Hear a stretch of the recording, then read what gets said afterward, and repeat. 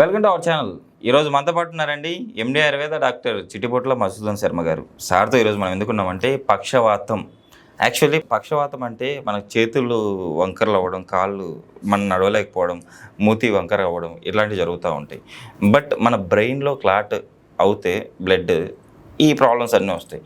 But బ్రెయిన్లో clot ఎందుకు అవుతుంది, మనకు పక్షవాతం ఇక్కడ చేతుల్లో, మూతిలో అంటే కాళ్ళలో ఎందుకు చూపిస్తూ ఉంది, ఈ విషయాలన్నీ సార్ ద్వారా తెలుసుకుందాం. నమస్తే సార్. నమస్తే సార్, మన బ్రెయిన్లో ఎక్కడో క్లాట్ అవుతాయి, మన మూతి వంకర పోతుంది, చెయ్యి తిరుగుతుంది, కాలు కూడా అట్లుంది, అంటే చచ్చుబడిపోతాయి పూర్తిగా, నలవడని పరిస్థితి కూడా, మాట్లాడలేని పరిస్థితి కూడా. ఎందుకు ఇలా అవుతుంది? ఎక్కడో ఇక్కడ నెర్వ్ డ్యామేజ్ అవుతాయి, ఇక్కడ ఎందుకు sir problem? For example sir, current switch ఒక చోట చేస్తే, ఫర్ ఎగ్జాంపుల్ నా పక్కన స్విచ్ ఉంది అనుకోండి, ఇక్కడ స్విచ్ చేస్తే ఫ్యాన్ తిరుగుతుంది, కంటికి కనిపించడం లే. సో సంథింగ్ ఏదో జరుగుతుంది, అక్కడ ప్రాసెస్ జరగబట్టి దాని యొక్క ఫలితం మనం చూడగలుగుతున్నాం. సో ఇక్కడైతే చాలా వరకు మనం కనిపెట్టవచ్చు సార్. కంటితో మరి కరెంటు ప్రవాహాన్ని కనుక్కోలేం, కానీ రక్త ప్రవాహాన్ని కొన్ని పరీక్షల ద్వారా గమనించవచ్చు. మీకు ఉదాహరణ నిమిత్తం చెప్పాను.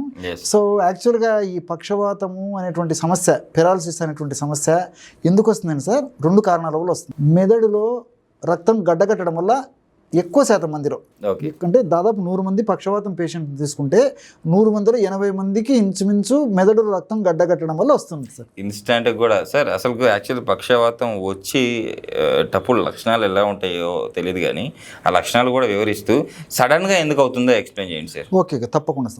సో రెండవది ఏంటంటే రక్తనాళాలు చిట్లడం. ఓకే.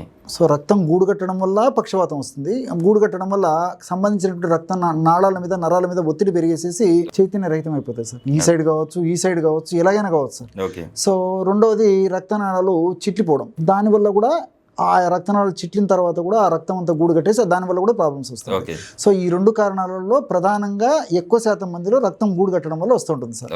సో ఈ ప్రథమంగా కొంతమందిలో ఏమవుతుందంటే, ఒకసారి ఆ యొక్క సమస్య వచ్చేటప్పుడు తెలుస్తుంది సూచనప్రాయంగా. సో తల నొప్పిగా ఉండడము, తల తిరుగుతూ ఉండడము, మాట మాట్లాడేటప్పుడు అస్పష్టంగా ఉండడము, ఒక్కొక్కసారి ఉన్నట్టుండి కొద్దిసేపు చైతన్య రహితం, అంటే ఈ ఎడమ చేయి కానీ, అదేవిధంగా కుడి చేయి కానీ, అదేవిధంగా ఎడమ కాలు కానీ, కుడి కాలు కానీ, ఏదో సంథింగ్ అబ్నార్మాలిటీ మనకు అర్థం అవుతుంది సార్. సో మాట నేను చెప్పినట్టు స్పష్టతలో, అదేవిధంగా చూపు కూడా బ్లింక్ అనమాట, కొద్దిసేపు తక్కువ ఏదో చీకటి కమ్యూనిటీ అనిపించడం, మళ్ళీ సెట్ అయిపోతుంది. అదేవిధంగా మాట్లాడేటప్పుడు కూడా అస్పష్టత, మాట ఫ్రీగా రాదు సార్. సో ఈ లక్షణాలు కొంతమందిలో ఉంటాయి. ఈ యొక్క సమస్యనే ట్రాన్సియంట్ ఇస్కీమిక్ అటాక్స్ అంటారు సార్. ట్రాన్సియంట్ ఇస్కీమిక్ అటాక్స్ ఆధునిక వైద్యంలో. సో కొంతమందికి ఇలాంటి లక్షణాలు కూడా ఉండవు. సో సడన్గా వచ్చేస్తుంది అనమాట. అంటే మెదడులో జరిగేటువంటి ఆ యొక్క పరిస్థితిని బట్టేసే ఈ లక్షణాలు ఆధారపడి ఉంటాయి. సో ఈ యొక్క సమస్య ఉన్నప్పుడు కూడా సమస్యను గుర్తెరిగి ఎంత త్వరగా చికిత్స చేయించుకోగలిగితే అంత త్వరగా రికవరీ అయిపోతుంది, ఆల్మోస్ట్ నార్మల్ అయిపోతారు సార్. సో లేట్ అయ్యే కొద్దీ ప్రాబ్లం అయిపోతుంది. సో దీనివల్ల ఏమవుతుందంటే, ఈ పక్షవాతం వచ్చినప్పుడు హాఫ్ భాగం సార్, అందుకే దీన్ని పక్షవాతం లేదా పక్షాఘాతం అంటారు సార్. పక్షం అంటే హాఫ్, వాతం అంటే వాతదోషం ప్రకోపించడం వల్ల శరీరంలో సగభాగము చైతన్య రహితం అయ్యి చచ్చుబడిపోయేసి పనిచేయకపోవడం అనేటువంటి పరిస్థితి ఏదైతుందో దాన్ని పక్షాఘాతం అనేటువంటి పేరుతో పిలవడం జరిగింది సార్. పక్షవాతం లేదా పక్షాఘాతం. ఆఘాతం అంటే దెబ్బ తగలడం. శరీరంలో వివిధ కారణాల రీత్యా దెబ్బ తగలడం చేత, అంటే మెదడులో కొన్ని రకాలైన కారణాల రీత్యా మెదడుకి ఇబ్బంది కలగడం చేత, ఆ ప్రభావం చేత శరీరంలో సగభాగము చైతన్య రహితం కావడం చేత ఆ సమస్య వస్తుంది. కాబట్టి పక్ష ఆఘాతం అని చెప్పడం జరిగింది. తెలుగులో పక్షవాతం అంటారు సార్. సో ఈ యొక్క సమస్య వచ్చినప్పుడు ఉన్నట్లుండి యొక్క సమస్య వచ్చినటువంటి పరిస్థితి చాలా మందిలో కలుగుతుంటుంది. సంసారము, ఆ యొక్క కుటుంబం కూడా కుప్పకూలిపోయేటువంటి పరిస్థితి కూడా చాలా మందిలో కలుగుతుంటుంది సార్. ముఖ్యంగా ఈ యొక్క సమస్య వచ్చినప్పుడు, యజమానికి ఈ సమస్య వచ్చిందనుకోండి, ఆ బాధ హృదయ విదారకం. సడన్గా వస్తే ముందు జాగ్రత్తగా ఏదన్నా పాటించడానికి వస్తుంది. సడన్గా వచ్చినప్పుడు పరిస్థితి ఏంటో చూడండి సార్. ఎందుకు సార్ సడన్గా వస్తుంది? అదే సార్, రక్తం చిక్కబడడం ఒకటి, అదేవిధంగా చిట్లడం ఒకటి. సో రక్తం చిక్కబడినప్పుడు రక్త ప్రవాహం సరిగ్గా జరగదు సార్. సో దీనికి అనేక రకాల కారణాలు, తీసుకునే ఆహార పదార్థాలు, అదేవిధంగా షుగరు, తర్వాత ఈ బీపీ సార్, ఇలాంటివి, మానసిక ఒత్తిడి, నిద్రలేమి, ఇలా అనేక రకాలైన కారణాల రీత్యా మన దేహంలో రక్తము చిక్కబడిపోయేసి, చిక్కబడినటువంటి రక్తము సూక్ష్మ రక్తనాళాల ద్వారా ఫ్రీగా ప్రవహించలేదు సార్. ఎప్పుడైతే ఫ్రీగా ప్రవహించలేదో అప్పుడు రక్తం గూడు కట్టడం ఇలాంటి అనేక రకాల ప్రాబ్లమ్స్ వస్తుంటాయి. దానివల్ల ఈ సమస్య కలుగుతుంటుంది. కాబట్టి రక్తము చిక్కబడకుండా సరిగ్గా సజావుగా రక్త ప్రసారం అయ్యేటట్టు చూసుకుంటున్నారు సార్. ఆహార విహారాల ద్వారా మనం కొన్ని జాగ్రత్తలు తీసుకోవడం వల్ల ఏమైనా జబ్బులు వచ్చినప్పుడు ఆ జబ్బులు, ఉదాహరణకి షుగర్ను కంట్రోల్ ఉంచుకోవడము, అదేవిధంగా మరి రక్తనాళాలు చిట్టడం బీపీలో జరుగుతూ ఉంటుంది, బీపీని కంట్రోల్ ఉంచుకోవడం, ఇలాంటివన్నీ జాగ్రత్తలు తీసుకోవడం వల్ల సమస్య రాకుండా ఉంటుంది సార్. ఇది సార్ పరిస్థితి ఆ యొక్క. సార్ యాక్చువల్లీ పక్షవాతానికి మనం ఇంట్లో హోమ్ రెమెడీస్ ఏమైనా ఉన్నాయా, లేకపోతే ఏమైనా మెడిసిన్స్ ఆయుర్వేదిక్లో ఏమైనా మెడిసిన్స్ ఉన్నాయా, అవి ఒకవేళ ఉంటే మిమ్మల్ని ఎలా కాంటాక్ట్ అవ్వాలి? ఓకే, చెప్తాను సార్. సో హోమ్లో ఉన్నటువంటిది మార్కెట్ దగ్గర ఉండి కాంబినేషన్ చెప్తాను సార్. ఓకే. సో వాము మిరియాలు మన ఇంట్లో ఉంటాయి. ఇంకొక పదార్థం మాత్రం ఇంట్లో ఉండదు, తెచ్చుకోవాలి సార్. అది అక్కల కర్ర మీరు పేరు విని ఉంటారు, కొన్ని వీడియోస్లో కూడా వాటి గురించి కూడా చెప్పడం జరిగింది సార్. అది కొంచెం ఖరీదైనటువంటి ఔషధం సార్. సో అక్కల కర్ర మనకు మార్కెట్లో దొరుకుతుంది. అక్కల కర్ర తెచ్చుకొని బాగా దంచేసేసి మంచిగా పౌడర్ తయారు చేసుకోవాలి సార్. ఆ అక్కల కర్ర యొక్క చూర్ణాన్ని ఫర్ ఎగ్జాంపుల్ ఒక 20 grams తీసుకోవాలి. సో స్టాండర్డ్ కంపెనీ వాళ్ళు తయారు చేసేటువంటి అక్కల కర్ర చూర్ణం దొరికేట్లయితే అదేం తెచ్చుకొని వాడుకోవచ్చు సార్. ఎలాగైనా పర్లేదు. అక్కలకర్ర చాలా అద్భుతంగా పనిచేస్తుంది సార్.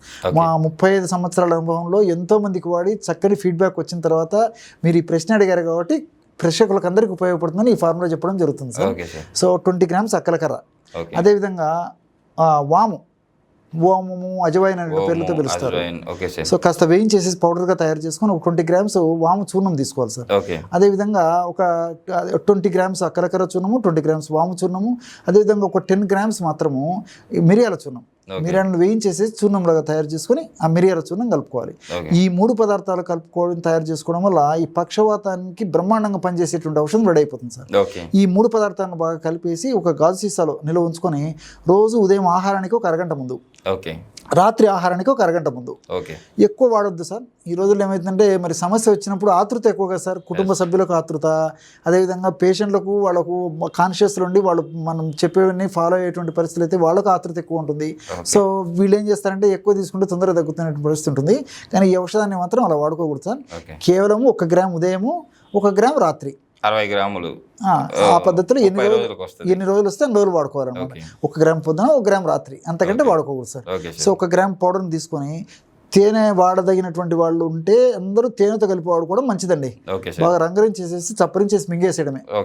సో కొంతమంది తేనె వాడకూడనటువంటి వాళ్ళు ఉంటారు, వాళ్ళు మాత్రము కాస్త ఒక 50 ml నీళ్ళలో కానీ లేకపోతే 50 ml పాలలో కలిపి తీసుకోవడం కానీ, ఇలాగ ఏదో ఒక పద్ధతిలో ఈ 3 కలిసినటువంటి ఔషధాన్ని కడుపులోకి పంపించడం వల్ల పెరాలసిస్ సమస్య నుంచి చాలా త్వరగా బయటపడడానికి అవకాశం ఏర్పడుతుంది సార్. ఇన్ కేస్ అంటే వాళ్ళకి ఇప్పుడు వచ్చిందంటే త్వరగా రికవర్ అవుతారు. సో ఒక 10 years 20 years అయింది వాళ్ళకి వచ్చి, వాళ్ళని కూడా రికవర్ చేసే శక్తి ఆయుర్వేదంలో మీరు ఇచ్చే మెడిసిన్స్ ఉందా? మంచి ప్రశ్న అడిగారు సార్. సర్వసాధారణంగా 3 సంవత్సరాలు 4 సంవత్సరాల లోపు అయితే చాలా వరకు మరి ఆయుర్వేదం ఔషధాల ద్వారా కూడా రికవరీ చేసేయడానికి అవకాశం ఉంటుంది సార్. అదేవిధంగా ముఖ్యంగా ఏంటంటే ఆ యొక్క వ్యక్తి ఆహార నియమాలు చక్కగా పాటిస్తూ వ్యాయామాది కృత్యాలతో చేదైనవి చేస్తూ మరి చక్కటి ఆరోగ్యాన్ని కాపాడుకోగలిగినటువంటి పరిస్థితి ఉండి మరి ఆ వయసుకు అయినటువంటి ఎత్తు, మానసికమైనటువంటి స్థైర్యము, ఇలాంటివన్నటువంటి వాళ్ళకి నేను చెప్పినటువంటి పద్ధతిలో కొన్ని రకాలైనటువంటి ఆయుర్వేద ఔషధాలు వాడుకోవడం వల్ల మంచిగా ఇంప్రూవ్మెంట్ వచ్చేస్తుంది. లేని పక్షంలో ఉన్నటువంటి కండిషన్ కంటే కూడా మరింత ఉన్నత స్థితికి సార్, అంటే కండిషన్ ఇంకా ఇంప్రూవ్మెంట్ వస్తుంది సార్. ఇప్పుడు ఒక స్టేజ్లో పూర్తి నిస్సహాయ స్థితిలో ఉండేటువంటి పరిస్థితి నుంచి కూడా కొంత శాతం కూడా మార్పు తీసుకురావచ్చు సార్. ఆ విధంగా తీసుకురావచ్చు. 3 సంవత్సరాలు 4 సంవత్సరాల లోపు వాళ్ళు కూడా మ్యాక్సిమం మనం ప్రయత్నం చేస్తాం.